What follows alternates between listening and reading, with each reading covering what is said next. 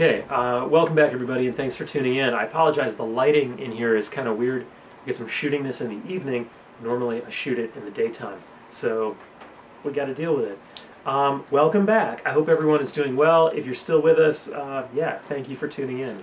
This is week number 12 of our distance learning experiment, the penultimate week, which is really, really exciting. We're going to break our video up into three parts today.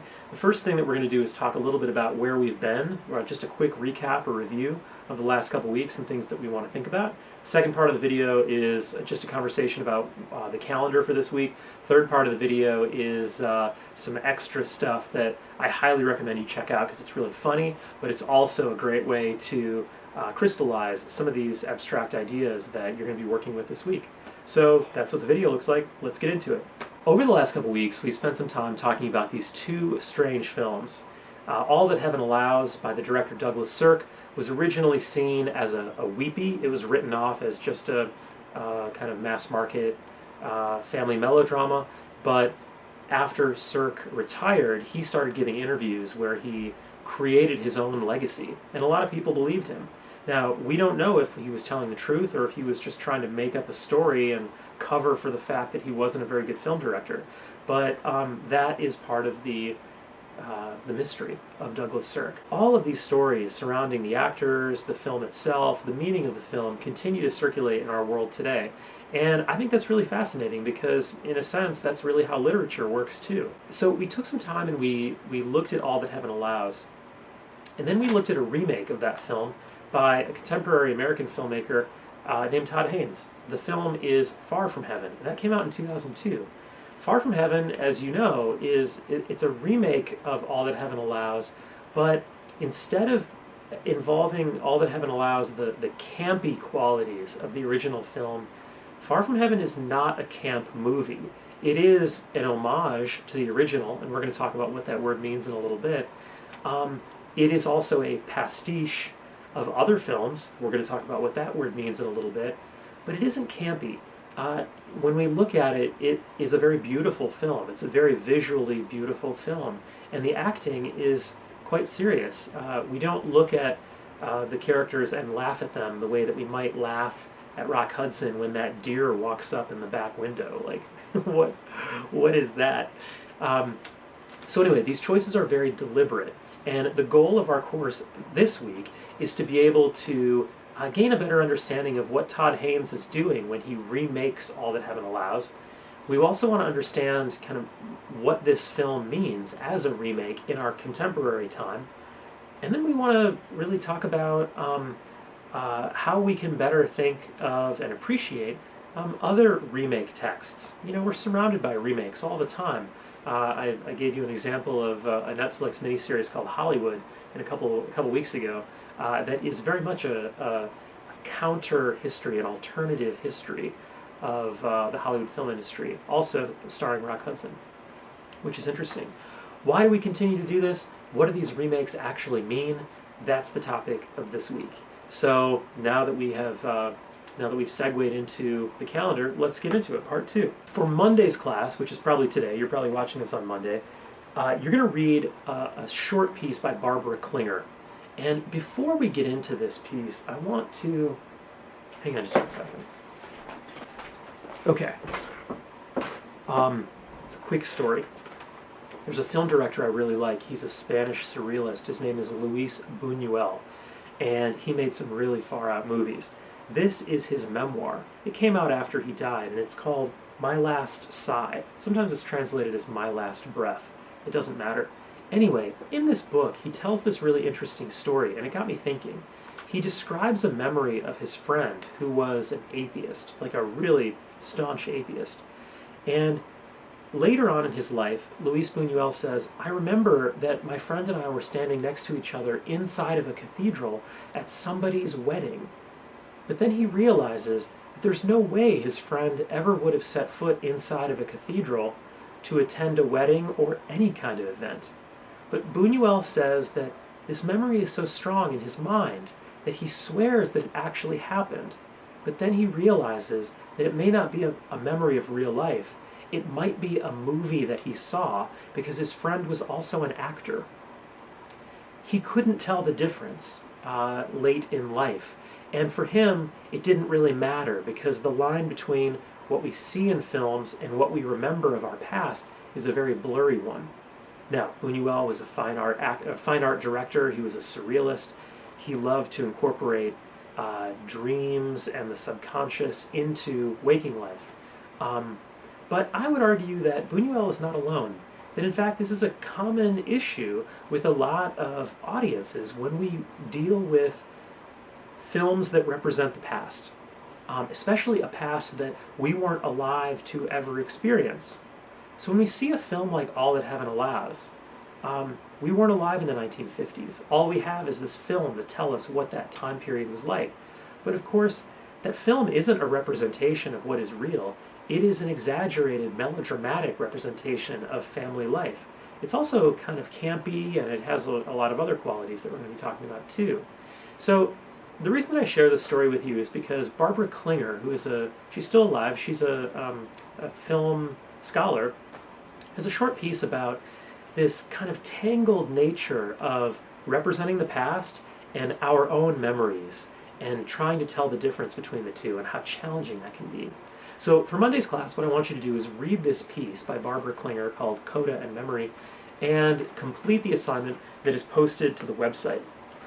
And just like everything else, you're going to post your thinking to Turnitin.com. Okay, now when you're done with that, for Wednesday's class, you're going to read a different piece by a different film critic whose last name is Dyer. What is Dyer's name? I'm blanking. So for Wednesday's class, you're going to be reading Dyer's The Point of Pastiche, section 3 to the end. You're going to summarize his thinking, and then you're going to complete the assignment that is posted to the website. It's basically just summarize his thinking, respond to his thinking, and then see if you can locate some other films or even TV shows that you feel serve as examples of what Dyer is talking about. A TV show or a film that serves that might appear as a pastiche of something else. This also works with music too, so if you're a music person, feel free to write about that. Again, you're going to post your thinking to Turnitin.com, and then you're all set. So all of this work, all of these readings are available online, the assignments are available online, check them out there, and then you're cool. All right, so why are we doing this again? We're doing this because more than just appreciating Far From Heaven as a remake of All That Heaven Allows, we're better understanding the power of remaking an old film in our contemporary moment and using our contemporary perspectives and cultural attitudes to kind of implant them within the historical context of the film. So for example, Rock Hudson, the actor in All That Heaven Allows, was a closeted gay man for pretty much his entire life. If he had come out in the 1950s, his career would have been over because the Hollywood film industry is working very closely with an entire media apparatus that relies on a certain kind of quote-unquote wholesome image of its stars. Now, none of the stars were actually the people that they pretended to be in these magazines and newspapers and interviews, but that's beside the point. Rock Hudson, because of the just blatant homophobia, could not possibly come out. So what Todd Haynes wants to do by remaking this film is explore that question. What would it be like for the Frank character to struggle with his own sexuality? Another big issue that we see in All That Heaven Allows is that there are no black people. I don't think there is a single black person in the entire movie, which seems, again, not to be a representation of the real world. So what Todd Haynes wants to do is explore that too. If we're really going to be remembering the 50s, then we need to understand a wider representation of cultural currents that were active during that time. So we see Julianne Moore have a relationship with her gardener. Now, of course, this is not part of the original All That Heaven Allows film, although Rock Hudson's character is like a gardener, or he's a tree, Christmas tree? What is that? He runs a Christmas tree farm. So she has a relationship with Dennis Haskert's character, and this, of course, with him being a black man, this, of course, creates a very different source of tension. That this isn't just about class, as the original film was, it is now about class and race and the intersections of both of these things. That is interesting. Could this film have been produced in the 1950s? Well, that's impossible to really know, but I think it's pretty safe to say probably not. In fact, no, no, it couldn't. For the same reason that Rock Hudson couldn't come out as a gay man in the 1950s. Mass market films were not in a place where those stories could be told. So anyway, the point of our reading this week is to be able to really mine out what these remakes mean and why they are so interesting to us, beyond just being like entertaining, you know? Okay, so the last thing, and I really want you to do this. When we read Dyer, we're going to be learning about a term called pastiche. And we're also going to be learning about a term called homage, Homage.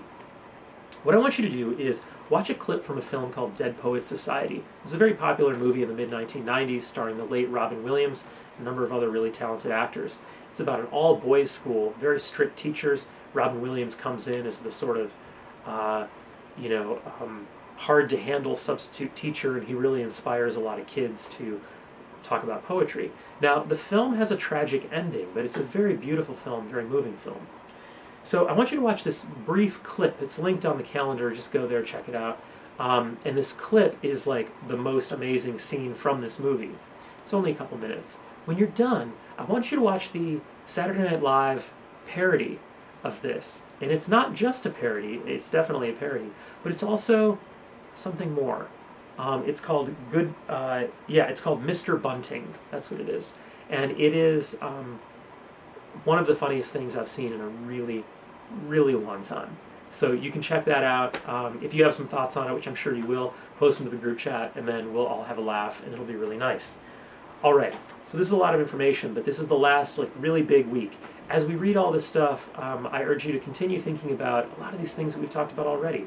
Contact zones, existential issues like being for itself and being for others, even issues of representation like who is telling this story, who is the audience, who's in control here, whose story are we hearing.